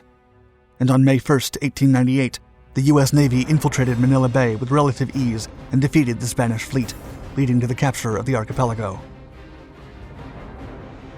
U.S. military engineers then analyzed Manila and its coastal defenses, concluding that they were not nearly strong enough. A plan was then set into motion to fortify America's newly acquired colonial outpost in Asia. A decade later, Lieutenant John Kingman of the Army Corps of Engineers came up with a catchy idea, recommending to build a new fort between the islands of Corregidor and Carabao to strengthen the entrance to the bay. Then, on July 18, 1908, Kingman issued a proposal to construct a sturdy blockhouse made entirely of concrete, which would be equipped with a gun platform comprising 2 massive battleship turrets. Starting in 1909, the engineers completely transformed the existing Isle of El Fraile by first leveling the rocky nub to water level. A steel-reinforced concrete structure was then erected in the shape of a battleship, with sharp edges and a defined profile. The fort was 350 feet long and 144 feet wide, rising 44 feet above sea level. Its walls were from 25 to 36 feet thick, and its deck was shielded by a layer of 20-foot reinforced concrete, making it virtually impenetrable. An observation and fire control tower with searchlights and radio antennas rose 60 feet tall, with a sighting mast that resembled World War I battleships and refined the fort's silhouette. As for armament, the faux battleship featured 4 14-inch M1909 guns in 2 armored turrets, especially built for the fort.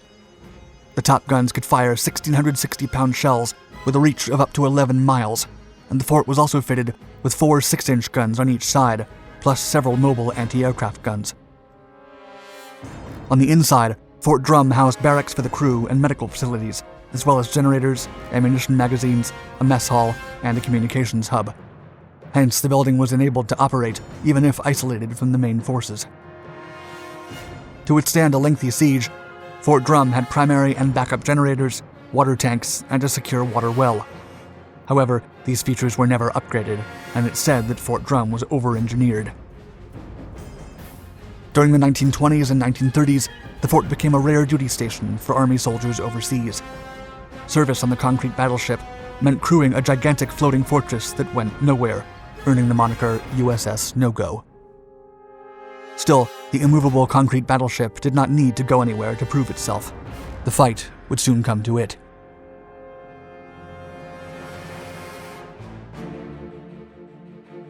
By the late 1930s, it was more than evident that the geopolitical frictions between the US and Japan had irremediably escalated. The Philippines provided a first line of defense against Japanese expansion throughout the Pacific, and as such, demanded that their defenses be strengthened. The garrison at Fort Drum was therefore increased. and enough ammunition and provisions were provided to withstand a siege of up to 6 months. Together with the forces on Corregidor and Caballo, they would be of significant value when the enemy struck. Barely 10 hours after the Japanese assaulted Pearl Harbor, on December 7, 1941, 1,000 Japanese soldiers invaded the Philippines. However, the range of artillery guns at Fort Drum and the other forts surrounding the bay made it impossible for the Imperial Japanese Navy to trespass. With the objective of taking Manila, the country's capital, the invaders landed north and south of the island of Luzon. Shortly after, they would force General Douglas MacArthur and his men to surrender. The attack had taken the Americans by surprise, and the enemy quickly gained air superiority. Still, the U.S. and Filipino troops managed to sustain defensive maneuvers long enough to delay the Japanese advance. Manila Bay was now under heavy attack, and several ships and submarines from the U.S. Asiatic Fleet at Subic Bay were sunk by Japanese air attacks. The Allied troops then retreated to the east and gathered on Corregidor Island, waiting for a Japanese onslaught. However, the enemy ran into an obstacle that would cost them plenty of time and resources.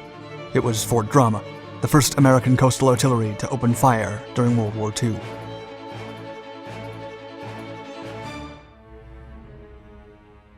A garrison of 240 soldiers from the 59th Coastal Artillery Regiment defended the concrete battleship with their massive artillery guns.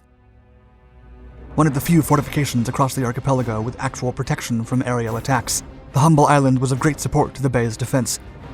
A month into the invasion, the fort was pummeled with countless 150mm and 240mm shells, which lasted for months. Still, the structure held firm, and the Americans readily returned the fire, lobbing thousands of rounds at the enemy, destroying gun emplacements and inflicting significant casualties. Regardless, the situation in Manila Bay was growing ever more dire for the Americans and Filipinos, and the defense of the Bataan Peninsula was waning every passing day. By early February of 1942, the island batteries at the mouth of Manila Bay were the only stronghold still under American control in the Philippines. Bataan fell on April 10th, and Fort Drum struggled to guard their fellow soldiers stranded on Corregidor. Their mighty guns managed to bring down a colossal barrage despite the thick smoke, and several troop barges were sunk as a consequence. Fort Drum kept firing until Corregidor surrendered, leaving the concrete battleship as the last bastion of U.S. resistance in the islands. Still, the fort was never penetrated, resisting over 500 direct hits from Japanese artillery and bombs. And not one crew member was lost during the siege, with only 5 injured. Unfortunately, the lack of maintenance, negligence, and planning before the outbreak of the war left the soldiers without drinking water, and they had no choice but to surrender. Still, before they did, they made sure all their armament was disabled. The official surrender of American forces came at noon on May 6th, as soon as they stopped firing. By then, the magazines were flooded, electrical equipment and small arms were destroyed, and sandbags were fired from the guns, rendering them unusable. The overlooked concrete ship had amazingly resisted until the last moment. The loss of the Philippines was one of the worst defeats in the history of the American military. Countless American and Filipino prisoners of war were mistreated in the aftermath, and many didn't make it. Most likely out of retribution for the unmatched success of Fort Drum, those who surrendered and were captured by the Japanese were among those most cruelly brutalized, and it is believed that less than 30 of the original garrison of the fort survived the war. In 1945, the United States sought to regain the archipelago, launching one of the most destructive operations in the entire war. During the capture of Manila, almost the entire city was completely leveled to the ground, and hundreds of thousands of civilians perished. While most of the prior American defenses had been remanned by the Japanese, Fort Drum had been silenced forever, or so the Americans thought. In February, an unscheduled reconnaissance patrol discovered enemy holdouts inside the fortification, apparently survivors from the legendary Musashi, sunk months earlier. The Japanese had occupied the fort after all, but the guns were never returned to operational status. A powerful air assault was then unleashed upon the fort, with bombers releasing a mighty 2,000 bombs on the building. But as the Japanese had found out years before, all these efforts were futile. Despite the heavy rain of fire, only one of the 14-inch main guns broke loose after a direct hit. On April 11th, The USS Phoenix cruiser bombarded the 6-inch gun batteries, but other than rendering them unusable, no further damage was done.